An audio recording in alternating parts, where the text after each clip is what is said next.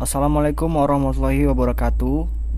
Baiklah, kali ini saya akan mempresentasikan presentasi yang ketiga dari tugas tata tulis karya ilmiah, yaitu tentang aturan rujukan. Setiap karya tulis ilmiah selalu berhasil tersusun dengan menggunakan beberapa sumber rujukan untuk menguatkan pendapat ataupun argumentasi yang dikemukakan dalam tulisan ilmiah tersebut. Sumber-sumber informasi dapat didokumentasikan dengan dua cara, yakni mengikuti sistem Harvard dan sistem tradisional. Yang pertama adalah sistem tradisional. Daftar rujukan atau dapat dianggap sebagai hutang intelektual dalam karya tulis dapat didokumentasikan dengan menggunakan catatan kaki atau catatan akhir sistem. Tradisional atau dikenal sebagai sistem Chicago. Semua rincian bibliografis kepustakaan dari sebuah buku atau artikel dituliskan pada catatan kaki, kadang-kadang catatan akhir. Sebuah halaman tempat rujukan dilakukan atau dapat pada halaman yang berkaitan. Pada referensi catatan kaki atau catatan akhir, istilah-istilah seperti IBIT, OP-cheat, LOT-cheat, dan sebagainya digunakan untuk menghindari pengulangan rujukan yang panjang. Nomor halaman rujukan ditulis dengan superscript, selengkapnya makna IBIT, OP-cheat, LOT-cheat, dan lain-lain. Nah, di sini adalah beberapa aturan yang bermanfaat yang diadaptasi dari Lovell dan Moore. Yang A, bila sebuah referensi pada sumber yang sama mengikuti secara langsung atau consecutively. Dalam kasus ini, kependekan Latin IBIT sama dengan sama diikuti nomor halaman. Dan yang B, bila satu referensi dapat sebuah buku tidak mengikuti secara langsung dan referensi dari sebuah buku yang lain oleh penulis yang sama yang tidak mendapat selahan atau intervensi. Dalam kasus ini, tulislah nama penulis kemudian OP-cheat pada karya yang dirujuk, kemudian diikuti nomor halaman.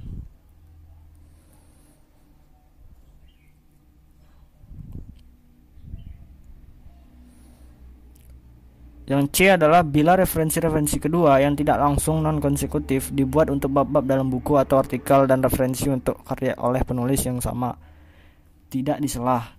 Yang D, bila referensi-referensi dilakukan untuk lebih dari satu karya oleh penulis yang sama.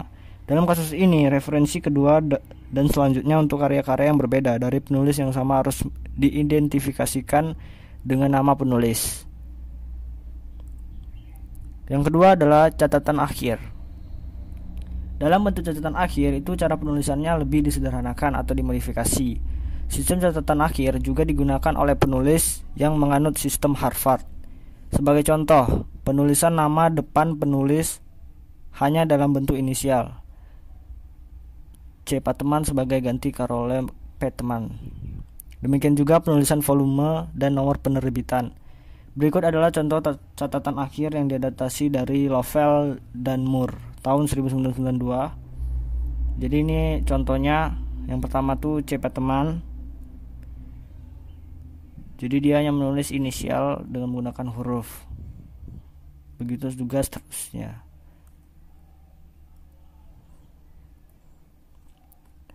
Berikutnya adalah yang ketiga adalah sistem Harvard.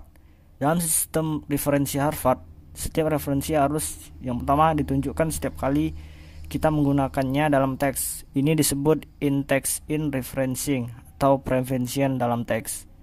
Yang kedua, didaftar sekali dapat daftar referensi, bibliografi, atau daftar kepustakaan.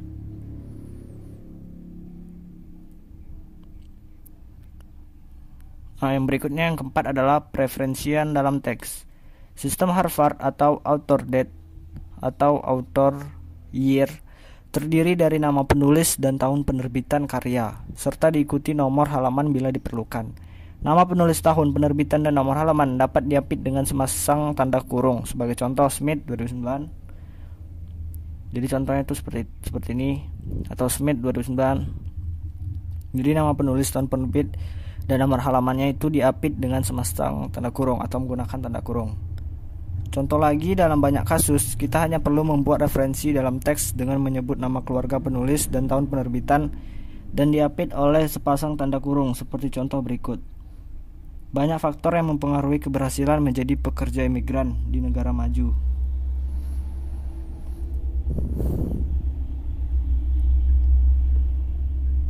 Preferensian dalam catatan kaki. Catatan kaki memiliki peran dalam sistem Harvard, tetapi tidak digunakan untuk tujuan rujukan. Catatan kaki tersebut digunakan untuk memperluas butir-butir pikiran dalam teks atau menyediakan informasi untuk rujukan artikel koran, wawancara, dan komunikasi personal. Nomor catatan kaki atau catatan akhir harus ditulis dengan superscript. Sistem catatan kaki Harvard sama dengan sistem catatan tradisional. Nah, yang berikutnya yang keenam adalah daftar kepustakaan. Daftar ini memuat rincian lengkap dari semua sumber yang dirujuk dalam teks sebuah karya akademik. Daftar referensi lazim diberikan judul referensi lazimnya, cara menyusun referensi, dan bibliografi sama. Julukan yang sering digunakan untuk menggantikan kedua nama ini di Indonesia adalah daftar kepustakaan. Terdapat perbedaan penggunaan antara referensi dan bibliografi. Referensi digunakan hanya untuk bahan-bahan yang telah dirujuk penulis untuk teks.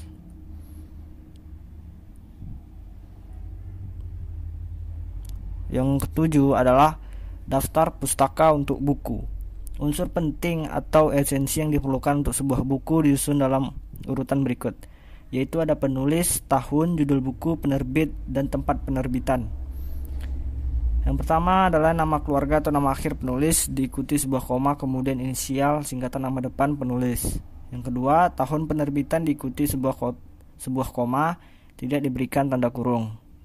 Yang ketiga, judul buku ditulis cetak miring, diikuti satu tanda koma, huruf pertama tiap kata judul ditulis dengan huruf besar. Yang keempat, nama penerbit yang diikuti satu tanda koma. Yang kelima, tempat penerbitan diikuti sebuah tanda titik.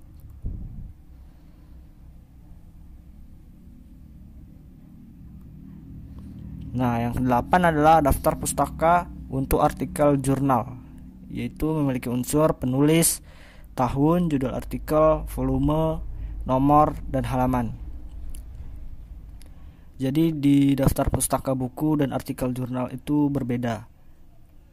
Dan untuk penulisannya, yang pertama nama keluarga atau nama akhir penulis diikuti sebuah koma, kemudian inisial singkatan nama depan penulis. Yang kedua, ampersand yang menghubungkan penulis kedua, penulis terakhir, tidak ada koma setelah inisial penulis kedua. Nah, yang ketiga, tahun penerbitannya diikuti sebuah koma, tidak diberi tanda kurung. Yang keempat, judul artikel yang diapit oleh tanda kutip tunggal diikuti sebuah koma. Huruf pertama kata judul ditulis dengan huruf besar. Yang kelima, judul jurnal diikuti sebuah koma. Huruf pertama kata judul ditulis dengan huruf besar. Nah, yang sembilan adalah daftar pustaka untuk majalah. Itu unsur pentingnya ada penulis, tahun, judul artikel, judul majalah, hari dan bulan, dan halaman. Cara penulisannya tidak jauh berbeda dari sebelumnya, yaitu yang pertama nama keluarga atau nama akhir penulis diikuti sebuah koma, kemudian inisial yaitu singkatan nama depan penulis, kemudian penerbitan diikuti sebuah koma, tidak diberikan tanda kurung. Judul artikel yang diapit oleh tanda kutip tunggal diikuti sebuah koma, huruf pertama kata judul ditulis dengan huruf besar. Yang keempat, nama majalah diikuti sebuah koma, huruf pertama kata nama majalah ditulis dengan huruf besar. Yang kelima, tanggal dan bulan penerbitan. Yang keenam adalah nomor halaman majalah diikuti sebuah titik.